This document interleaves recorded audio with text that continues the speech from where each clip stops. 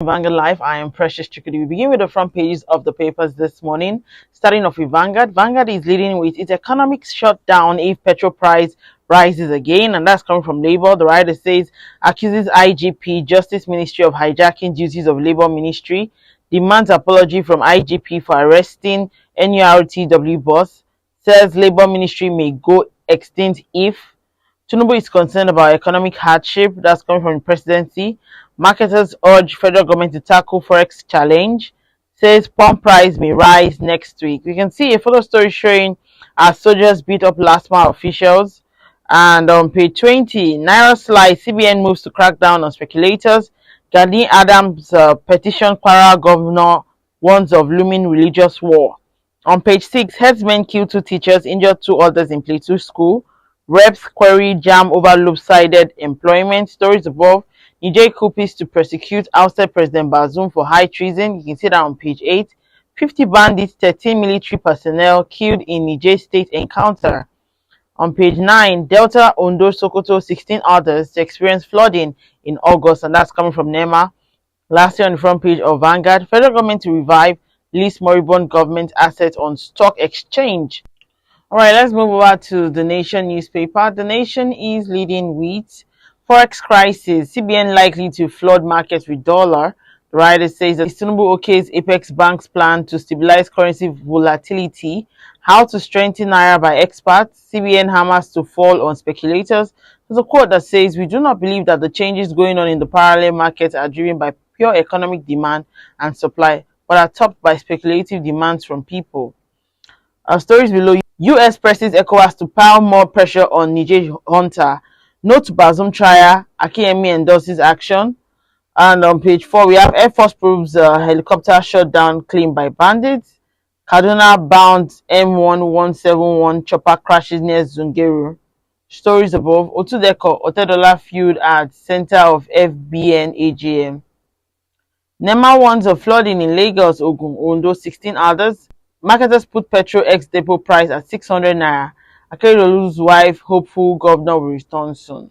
Alright, let's take a look at the Punch newspaper. The Punch is leading with Naira slump, CBN clamps down on speculators, restricts diaspora remittances. The writer says acting CBN governor meets Tinubu, predicts heavy losses for forex speculators. Federal government records zero oil earnings in 7 months. Naira crisis may worsen. Ogun Kirby Customs sees ammunition, petrol, foreign rice. Federal government extradites siblings to U.S. for sexual extortion trial. Oshu invoke no work, no pay for striking poly workers. On page 20, diesel price hits 950 naira per litre. Manufacturers fear job losses. Stories above.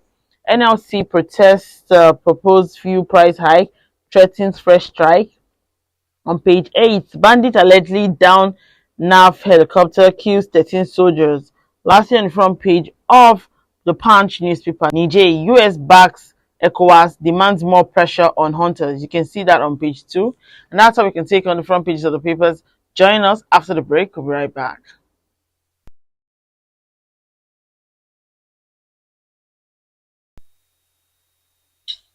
Alright, welcome back. If you're just joining me still today in the news on Vanguard Live, I am Precious Chikudi. Joining me to talk about some of the stories on the front pages of the papers this morning is Mr. Dayo Akintobi, publisher of Illustrated Today, Ikeja Today, and Legacy Today. It's good to have you join me this morning, sir.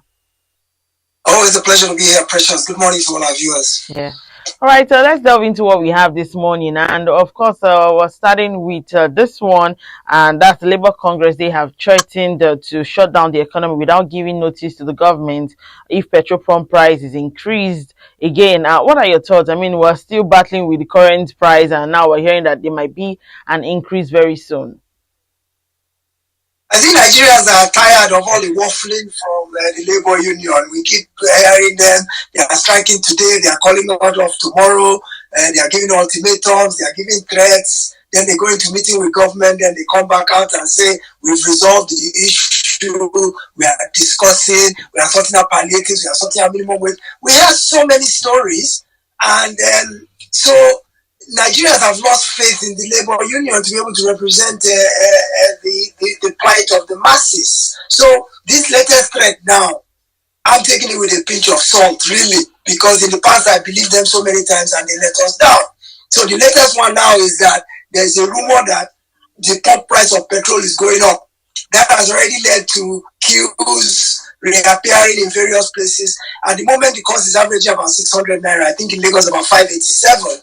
And there's word that there is going to be an imminent price increase probably from next week. NNPC has issued an official statement that if on its own is not increasing prices at any of its stations, that in and of itself is making people believe that there is a price increase coming up. But who knows the truth? But Labour is now saying, well, if there's any additional price increase, we will strike. We will call a mass action. However, remember, this is the same Labour that said, oh, we are law-abiding citizens. We abide by court rules. And the industrial court has already ruled that any strike is illegal. So they hid under the umbrella of that court ruling the last time and said, oh, we don't want to violate any court order. Now they are threatening again, saber-rattling, that if there's any price increase, they will go on strike. Well, I think Nigerians should just prepare. At this point, nothing is predictable. All we know is that prices are high, things are expensive, the shoe is pinching the common man. There's a lot of hardship in the land, and I'm not sure at this point that anybody, whether the government, whether the private sector, really has the right answers at this point. Maybe after the cabinet is in place and the government starts functioning optimally, maybe they can begin to come up with solutions to some of the problems. But as of now, I just don't see it in the next day or two in terms of getting relief to the average Nigerian. So let's see how it plays out, but I'm not holding my breath that the NLC's threat will amount to anything, because we've seen it so many times in the past and nothing came of it. So that's my thinking. All right. I mean, we've been hearing about, the president is trying to work on, ameliorating the economic hardship on Nigerians. It's over 60 days now that he's been in the office, and yet nothing. The other time he came out and then, had ruled out all the plans that they have, in terms of cushioning the effect on Nigerians, and yet nothing. For the average Nigerian that can't even wait because the price of things are just increasing every day. What's your take? This has come as a real surprise because the president promised to hearing for this for a long time. It's quite obvious to everyone or to political watchers that he had a roadmap to the presidency from many years ago. So it's not as if it was sprung on him overnight and it came as a surprise. He's been prepared for this role for many years. So one would have expected that, as he did say, he would have hit the ground running. But today is day 78 after his inauguration. There's no cabinet in place. There's no palliative measures. I mean, some governors and some states are trying to do one or two things. I think Lagos, Ogun, and Babagana, Zulum in Borno have announced palliatives of various sorts. But by and large, the majority of the states and the majority of the people of Nigeria are still fending for themselves in terms of this hardship occasioned by fuel subsidy removal. So I'm a bit disappointed that the president, after 78 days, hasn't found his footing and begun to govern properly. The first indication is the fact that his cabinet is not in place. Forget about the fact, I mean, that's a different story for another day, the fact that the cabinet is so big with 48 ministers. But the fact that 78 days later, the cabinet is still not in place, and without the cabinet in place, there's no real governance happening. That's the truth, because the president can't divide himself into 48 places and be doing 48 different things at the same time. He delegates to his ministers, and the ministers are the ones who actually go and get the job done. So as long as there's no cabinet in place, real governance is not taking place. So this is part of the problem, is that we continue to toil in destitution, basically because the government is not running, the government is not functioning. And this is a big disappointment based on what we had expectations that a new government would come in and begin to make our lives better, especially in light of the fact that at his very inauguration, the president removed fuel subsidy right there on the first day. One would have expected that from day two, assuming he didn't even put palliatives in place before announcing the fuel subsidy removal, which there are various opinions on that. Some believe it was the right thing to do to remove it immediately. Some felt they should have already worked out the cushioning measures before it was removed. The jury is still out on that. History will judge. But the point is, he went ahead and he did it on the day of his inauguration, and 78 days later, here we are, still suffering the effects without seeing any succor at all. It's not the very best situation for Nigerians to be in at all. And as you rightly said, everybody's suffering. People are walking, the streets are empty, there are no cars on the road because nobody can afford fuel. People are parked their cars, food is expensive. Meanwhile, salaries have not gone up. So your expenses are yay high and your income is still, your revenue is still at the same place. There's a deficit. We're all living a deficit-like life right now. Everybody's in the red. How long can it continue before the dam bursts? That's the question we need to ask ourselves. All right, oil marketers too. They've also called on the federal government to, act urgently to halt the consistent slide in the value of the naira against the dollar. And we've seen this, every day. People are constantly checking what the dollar rate is right now, and this has actually, significantly impacted the price of petrol, according to them. How do you respond? Well, you see, the thing about it is that because we are largely a consuming nation and we don't produce much of what we consume, we are dependent on the dollar because almost everything we use for our daily life is imported. And the foreign countries don't take naira as a medium of exchange. You have to have dollars to buy the things that we need to bring to Nigeria to consume. So we'll always be at the mercy of dollar rate solution. I mean, I listened to the CBN governor yesterday saying that because they unified the parallel rate and the official rate, and what everybody had expected was that the parallel market rate would go down to meet the official CBN rate, which was about 400 and something when this government came into power. Instead, the official rate has gone up to go and meet, they've floated the naira freely, which means willing buyer, willing seller. You should be able to walk into your commercial bank and request dollars that you need, but the banks don't have the dollars. So we are still at the mercy of the parallel market. If you need the dollars to pay school fees, you need the dollars to import anything, you still have to go to the parallel market, the bureau de changes, the Aboki FXs, the Abokis hanging around the place to go and get your dollars, and that is what's making it expensive because there is low supply. Demand is high, supply is low. So what do? There is always going to be that pressure on the exchange rate because the demand for it is more than the supply. CBN said yesterday, they're going to flood the market with dollars. I wonder where they're going to get the dollars from to flood the market with. I can't see it. So this is a problem. Yes, petrol price. Remember, when we export crude and they refine it, we pay dollars. Yeah, when we export crude, they pay us in dollars for our crude. But when we buy the refined product back, we have to buy it in dollars as well. So, of course, the pump price will be reflected by the international price of crude oil and petrol because we are buying it back in dollars. So this is a fact that will affect the price of petrol once the crude oil price, the benchmark price for crude oil in the international market is subject to vagaries of the marketplace. Right now it's on an upswing, which means crude is costing more. When crude is costing more, refined petrol will cost more in dollars. So it means that when it gets to the pump, the price will go up. That's the effect of subsidy removal. So we have to deal with it. All right, our NAIRA slide basically. What exactly do you think could be done to stabilize and improve the liquidity in the market? Well, yeah, CBN acting governor said yesterday that the current problem is caused by speculators. That there are speculators who are buying the dollar and holding it against price increases that will enable them to profit from the spread. I think the official rate at CBN is about 750.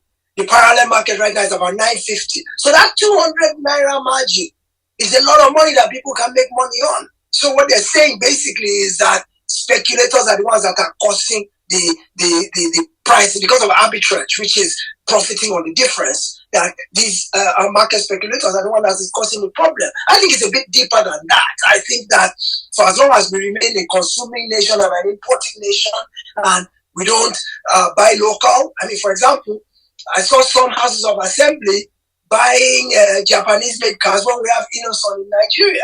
This kind of appetite, this huge appetite for imported goods will continue to always put pressure on the naira and make the dollar expensive. So I don't think there's any overnight solution, except, of course, we go back to the way it was, which I'm not an economist, so I can't tell you what is the proper solution.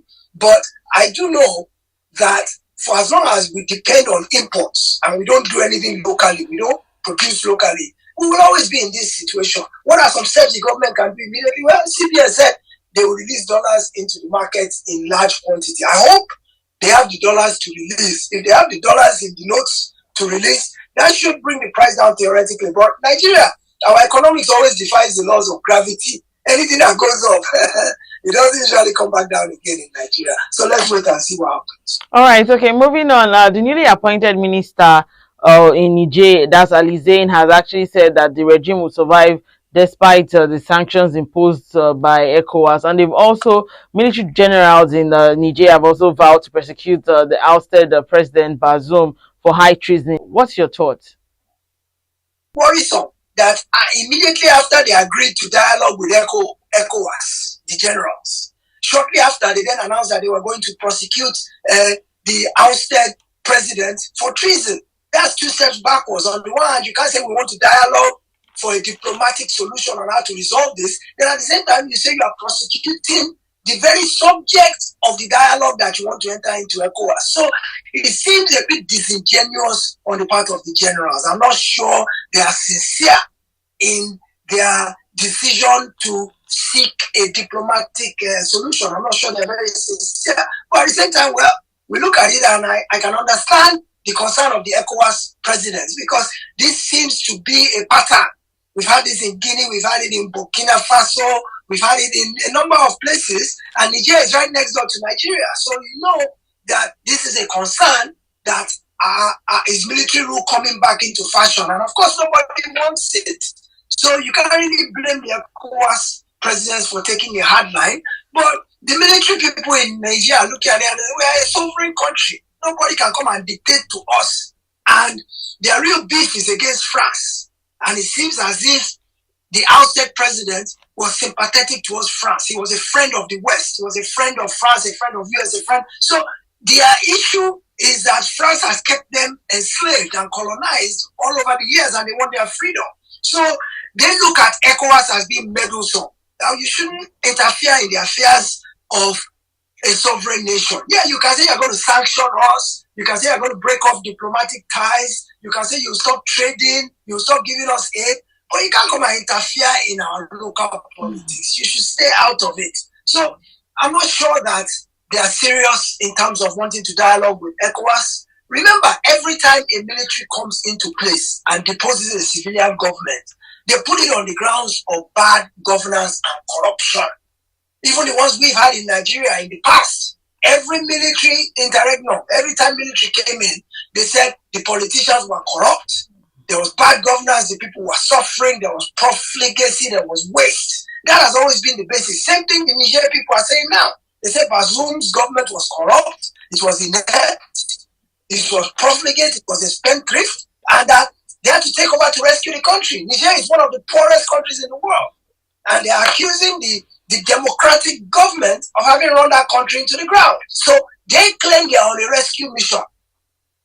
They claim they are on a rescue mission to rescue the country from a corrupt government. You know, so we are on the outside looking in. We can't really understand when we are not in Nigeria. We can't really understand to that extent. So I look at it and I say, well, if they say they want to prosecute him for high treason, well, let it be before a fair court, maybe take him to International Court of Justice, because can he get justice in his own country where he's being accused of having plundered the country and having led the country astray? If he has a free and fair trial and the truth can be ascertained, then why not? If he's not culpable, if he's innocent of all charges, he will be acquitted and maybe he can make his way back to office through a new election or so. But for now, a new government is empaneled already. They already have a prime minister. The military has put in a new government. They have ministers. So I don't see them going back to status quo. Maybe if they can do an investigation, do a probe, do whatever, and declare him of all charges, maybe they can organize new elections. He can run for office again. But as of now, his immediate past tenure, that one is over, done and dusted. I don't see him coming back to office under that tenure again. All right. So the leader of the military junta, that's General Tiani, he actually said that the coup in Niger was well intended and carried out to avert an imminent threat that would have affected not only Niger Republic but also Nigeria. What do you think about that? Well, I think he's just saying that to curry favor, because word is that the ousted president was about to remove him or remove the head of the military, and that it was just a preemptive strike. He just struck before the president could strike because he didn't want to be removed. Who knows in power play what takes place in terms of all of these wranglings and tussling and all that. But if he's saying, well, he did it because he wanted to stem the tide, I don't see how that can stem the tide, because it exacerbates a pattern that is starting to take root in the Sahel region.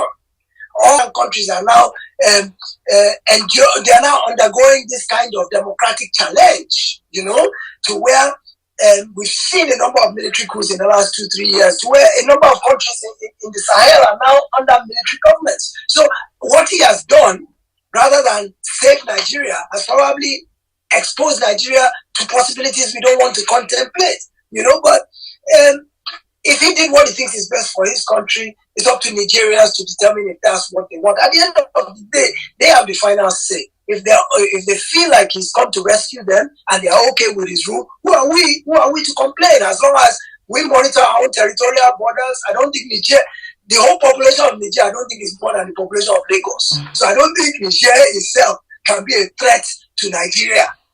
I don't see how it can in terms of territorial integrity, in terms of our security. I don't see how Niger can be a threat to Nigeria. So how he thinks he's helping us in terms of him taking over Niger, I think that's just propaganda on his part.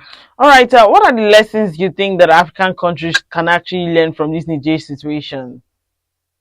Well, I think what is the most important, because you've seen the crowds in the streets who have come out to support the military, although there have also been crowds who have been out to support the ousted president. But what it just tells me is that good governance is important, whoever is in office, because when people get disgruntled enough, when people get discouraged and they suffer and there's poverty and they get pushed to the wall, they'll be ready to support any kind of opportunity. Strong men, people like Hitler, people like Manuel Noriega, they rode in, people like even Mussolini, they rode in on waves of discontent by the common man, because government of the people, by the people, ended up not serving the people. Those governments end up being very self-interested and narrowly focused. So when there is a mass wave of discontent from a wide group of people, it makes it very easy for a demagogue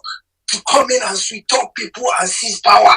So what we have to learn from that is, let us continue to hold government accountable.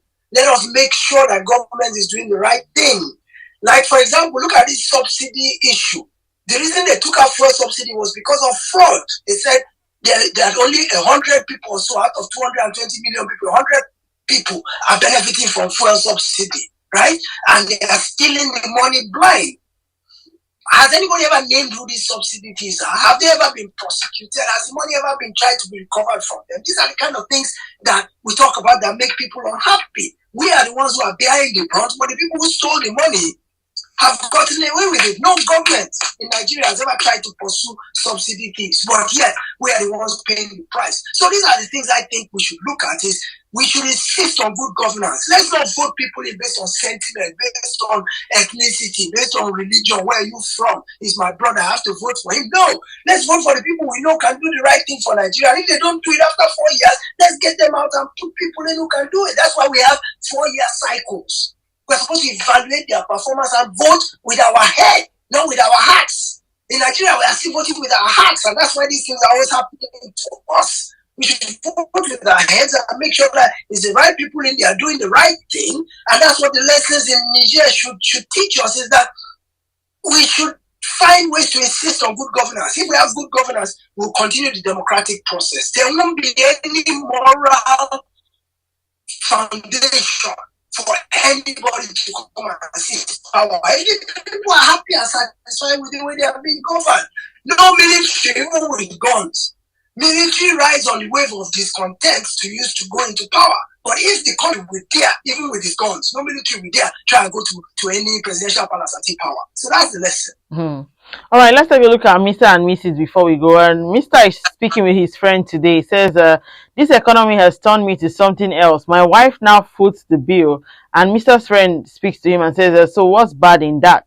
And Mr. replies, says, instead of saying yes, dear, I address her as yes, ma, this morning. Yeah, so she who pays the bills is your girl for the moment. So yes, ma'am. In fact, when he says yes, ma'am, he should bow his head as well. He should give a small bow with the yes, ma'am as well. All right, Mrs. to the rescue. That's the beauty of a partnership in marriage, where one is not capable, the other steps into the gap. Sure. You know, so we're supposed to be doing it together. So if Mr. is for temporarily down, Mrs. is carrying the load for now. It's all good. That's what partnerships and togetherness are all about. All right. Thank you so much, Mr. Dayo Akintobi, publisher of Liquidity Today, Ikeja Today, and Legacy Today. Thank you for sharing your thought with us this morning. My pleasure always. Also, remember that you can equally like, share, and subscribe on all our social media platforms showing on your screen. Find out today's stories.